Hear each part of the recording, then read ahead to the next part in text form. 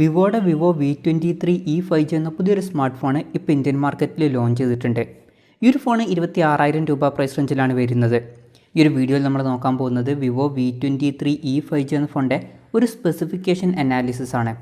ആദ്യം നമ്മൾ ഡിസ്പ്ലേയുടെ കാര്യം നോക്കുകയാണെങ്കിൽ വിവോ V23e 5Gയിൽ 6.44 ഇഞ്ചിൻ്റെ ഫുൾ HD+ ഡിസ്പ്ലേ കൊടുത്തിട്ടുണ്ട്. ഇതിൽ അമോലെഡ് ഡിസ്പ്ലേ ഒക്കെ വരുന്നുണ്ട്. പക്ഷേ ഈ ഫോണിൽ കൂടിയ റിഫ്രഷ് റേറ്റ് സപ്പോർട്ട് ചെയ്യുന്നില്ല. 60 ഹെർട്സിൻ്റെ റിഫ്രഷ് റേറ്റാണ് ഈ ഫോണിൽ വരുന്നത്. അതുപോലെ തന്നെ ഫോണിൻ്റെ ഫ്രണ്ടിൽ വാട്ടർ ഡ്രോപ്പ് നോച്ച് ഡിസൈനുള്ള നോച്ചാണ് കൊടുത്തിരിക്കുന്നത്. 20:9 എന്നുള്ള ആസ്പെക്ട് റേഷ്യോയിലാണ് ഈ ഒരു സ്മാർട്ട് ഫോൺ വരുന്നത്. അപ്പോൾ ഡിസ്പ്ലേ ഫീച്ചേഴ്സ് നമ്മൾ മൊത്തത്തിൽ നോക്കുകയാണെന്നുണ്ടെങ്കിൽ അമോലെഡ് ഡിസ്പ്ലേ ഒക്കെ ഈ ഫോണിൽ കൊടുത്തിട്ടുണ്ട്. പക്ഷേ ഈ ഫോണിൽ കൂടിയ റിഫ്രഷ് റേറ്റ് എന്നുള്ള ഫീച്ചറും അതുപോലെ തന്നെ പഞ്ചോൾ ഡിസ്പ്ലേ എന്നുള്ള ഫീച്ചറും വരുന്നില്ല. ഇപ്പോൾ നിങ്ങൾക്ക് 26,000 രൂപ പ്രൈസ് റേഞ്ചിൽ അമോലെഡ് ഡിസ്പ്ലേ എന്നുള്ള ഫീച്ചറിൻ്റെ കൂടിയ റിഫ്രഷ് റേറ്റ് എന്നുള്ള ഫീച്ചറും അതുപോലെ തന്നെ പഞ്ചോൾ ഡിസൈനൊക്കെ വേണമെന്നുണ്ടെങ്കിൽ അതിനുള്ള ഓപ്ഷൻസും കാര്യങ്ങളൊക്കെ വരുന്നുണ്ട്. പല ഫോണുകളിലും ഈ ഒരു പ്രൈസ് റേഞ്ചിൽ ഈ 3 ഫീച്ചേഴ്സും ഒരുമിച്ച് വരുന്നുണ്ട്. അതുകൊണ്ട് ഡിസ്പ്ലേ ഫീച്ചേഴ്സ് ഈ ഒരു പ്രൈസ് റേഞ്ചിൽ ഒരിക്കലും ബെസ്റ്റാണ് എന്നൊന്നും പറയാൻ പറ്റില്ല.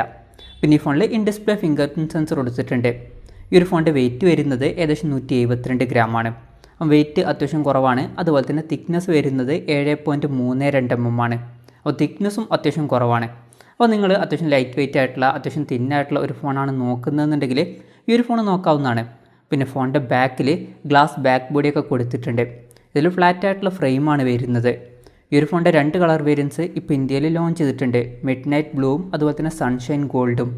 ഇനി പ്രോസസ്സറിൻ്റെ കാര്യം പറയുകയാണെങ്കിൽ mediatekൻ്റെ dimensity 810 എന്ന പ്രോസസ്സറുമായിട്ടാണ് ഈ ഒരു സ്മാർട്ട് ഫോൺ വരുന്നത്. ഇത് തിരക്കേടില്ലാത്തൊരു പ്രോസസ്സറാണ്. പക്ഷേ 26,000 രൂപ പ്രൈസ് റേഞ്ചിൽ ഈ ഒരു പ്രോസസ്സർ എങ്ങനെയുണ്ടെന്ന് വെച്ചാൽ ഈ ഒരു പ്രൈസ് റേഞ്ചിൽ ഇതൊരിക്കലും വളരെ മികച്ചൊരു പ്രോസസ്സറാണ് എന്നൊന്നും പറയാൻ പറ്റില്ല. ഇപ്പോൾ 15,000 രൂപ പ്രൈസ് റേഞ്ചിൽ വരുന്ന പോക്കോ M4 Pro 5G എന്ന ഫോണിലും ഇതൊരു സെയിം പ്രോസസ്സറൊക്കെ തന്നെയാണ് വരുന്നത്. പിന്നെ നിങ്ങൾ മെയിനായിട്ട് നോക്കുന്നത് പെർഫോമൻസും അതുപോലെ തന്നെ ഗെയിമിംഗ് ഒക്കെ ആണെന്നുണ്ടെങ്കിൽ ഈ ഒരു പ്രൈസ് റേഞ്ചിൽ ഇതിനേക്കാൾ ബെറ്റർ ആയിട്ടുള്ള പ്രോസസ്സറുമായിട്ട് വരുന്ന ഫോണുകളൊക്കെ വരുന്നുണ്ട്. ഉദാഹരണം പറയുകയാണെന്നുണ്ടെങ്കിൽ mediatek dimensity 920 എന്ന പ്രോസസ്സറുമായിട്ട് വരുന്ന ഫോണുകൾ വരുന്നുണ്ട്. അതുപോലെ തന്നെ സ്നാപ്ഡ്രാഗൺ 778G എന്ന പ്രോസസ്സറുമായിട്ട് വരുന്ന ഫോണുകളും വരുന്നുണ്ട്. അപ്പോൾ മെയിനായിട്ടുള്ള കാര്യം പെർഫോമൻസും ഗെയിമിംഗും ഒക്കെ ആണെന്നുണ്ടെങ്കിൽ ഇതുപോലുള്ള പ്രോസസ്സറുമായിട്ട് വരുന്ന ഫോണുകളൊക്കെ നോക്കാവുന്നതാണ്. പിന്നെ ഈ ഒരു ഫോണിൽ 5G സപ്പോർട്ട് ചെയ്യുന്നുണ്ട്. 8ഓളം 5G ബാൻഡ്സ് ഇതിൽ വരുന്നുണ്ട്. ഈ ഫോണിൽ 8GB റാമാണ് വരുന്നത്. അതുപോലെ തന്നെ 128GB ഇൻറ്റേർണലും വരുന്നുണ്ട്. പിന്നെ മെമ്മറി എക്സ്പാൻഡ് ചെയ്യണമെന്നുണ്ടെങ്കിൽ ഹൈബ്രിഡ് സിം സ്ലോട്ടാണ് ഈ ഫോണിൽ വരുന്നത്. അതായത് മെമ്മറി കാർഡ് യൂസ് ചെയ്യണമെന്നുണ്ടെങ്കിൽ യൂസ് ചെയ്യാം. പക്ഷേ മെമ്മറി കാർഡ് യൂസ് ചെയ്യണമെന്നുണ്ടെങ്കിൽ ഒരു സിം മാത്രമേ നമുക്ക് യൂസ് ചെയ്യാൻ പറ്റുള്ളൂ. പിന്നെ എക്സ്ട്രാ റാം വേണമെന്നുണ്ടെങ്കിൽ എക്സ്റ്റെൻഡഡ് റാം 2.0 എന്നുള്ള ഫീച്ചർ ഇതിൽ കൊടുത്തിട്ടുണ്ട്. അതായത് എക്സ്ട്രാ റാം വേണ്ട സമയത്ത് ഇൻറ്റേർണൽ മെമ്മറിയിൽ നിന്ന് കുറച്ച് മെമ്മറി എടുത്തിട്ട് അത് റാമായിട്ട് യൂസ് ചെയ്യും. ഇങ്ങനെ എക്സ്ട്രാ 4GB റാം വരെ ലഭിക്കുന്നതായിരിക്കും. പിന്നെ ഈ ഫോണിൽ 3.5mm ഓഡിയോ ജാക്ക് വരുന്നില്ല. അപ്പം അതും ഒരു നെഗറ്റീവായിട്ടൊക്കെ പറയേണ്ടി വരും. ആൻഡ്രോയിഡിൽ ബേസ് ചെയ്തിട്ടുള്ള ഫൺ ടച്ച് OS സോഫ്റ്റ്വെയറുമായിട്ടാണ് ഈ ഒരു സ്മാർട്ട് ഫോൺ വരുന്നത്. ക്യാമറയുടെ കാര്യം പറയുകയാണെങ്കിൽ ഫോണിൻ്റെ പിന്നിൽ ട്രിപ്പിൾ ക്യാമറ സെറ്റപ്പ് കൊടുത്തിട്ടുണ്ട്. 50 മെഗാപിക്സലിൻ്റെ f1.8 അപ്പേഴ്സിൽ വരുന്ന മെയിൻ ക്യാമറ സെൻസറാണ് ഈ ഒരു ഫോണിൽ വരുന്നത്. പിന്നെ 8 മെഗാപിക്സലിൻ്റെ f2.2 അപ്പേഴ്സിൽ വരുന്ന അൾട്രാ വൈഡ് ആംഗിൾ ലെൻസ് വരുന്നുണ്ട്.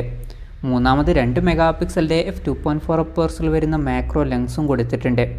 സെൽഫി ക്യാമറയുടെ കാര്യം പറയുകയാണെങ്കിൽ ഫ്രണ്ടിൽ 44 മെഗാപിക്സലിൻ്റെ സെൽഫി ക്യാമറയാണ് വരുന്നത്. ക്യാമറയിൽ ഈ ഒരു ഫോണിൽ കുറേ ഫീച്ചേഴ്സും കാര്യങ്ങളൊക്കെ വരാൻ ചാൻസ് ഉണ്ട്. പിന്നെ ബാറ്ററിയുടെ കാര്യം പറയുകയാണെങ്കിൽ 4050 mAh ബാറ്ററി കൊടുത്തിട്ടുണ്ട്. 44 വാട്ടിൻ്റെ ഫാസ്റ്റ് ചാർജിങ് സപ്പോർട്ട് ചെയ്യുന്നുണ്ട്. Type-C ചാർജിംഗ് പോർട്ടാണ് ഈ ഒരു ഫോണിൽ വരുന്നത്. പിന്നെ ഈ ഫോണിൻ്റെ വില വരുന്നത് 25,990 രൂപയാണ്. ICICIയുടെ കാർഡ് യൂസ് ചെയ്യുകയാണെന്നുണ്ടെങ്കിൽ 10% ഓഫ് ലഭിക്കുന്നതായിരിക്കും.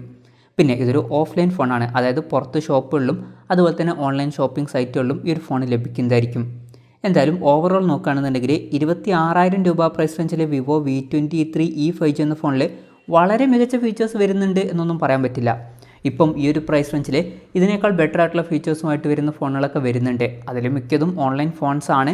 എന്നാലും ബെറ്റർ ആയിട്ടുള്ള ഫീച്ചേഴ്സുമായിട്ട് വരുന്ന ഫോണുകൾ വേറെ ഓപ്ഷനിൽ വരുന്നുണ്ട്.